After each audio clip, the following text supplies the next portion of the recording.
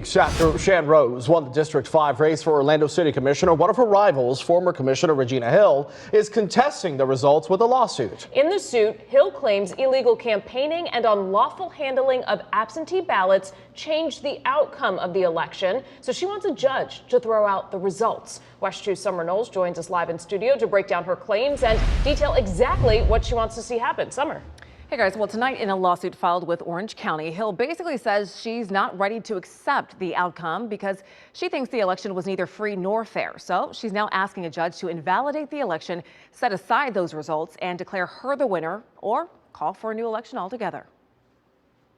Thank you, District 5. This was election night. We'll take tonight, regroup, and tomorrow comes, and for tonight, I congratulate the Commissioner Rose. I wish her all the best. I pray for her. No one should have to go through the hardships and heartaches that she's going through, so I wish her all the best. Hopefully we can work together as things play out, but I'm here. My doors are open with both candidates. A seemingly amicable ending to an extended and at times intense political feud between former Orlando City Commissioner Regina Hill and her appointed replacement Shaniqua Rose. But the calm didn't last long.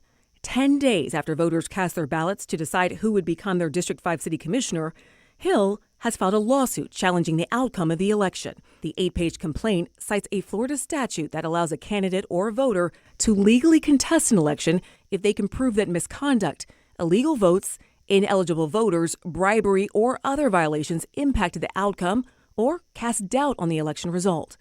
Hill alleges that Rose or someone on her behalf offered voters health testing and screenings valued at $2,500 to $3,500, as well as $45 gift cards to entice votes for Rose. According to state law, offering voters money, property, and or things of value in exchange for their vote is illegal. The lawsuit also claims absentee ballots were collected from voters without lawful chain of custody, including ballots cast by residents who Hill alleges say they never filled out a ballot or cast a vote.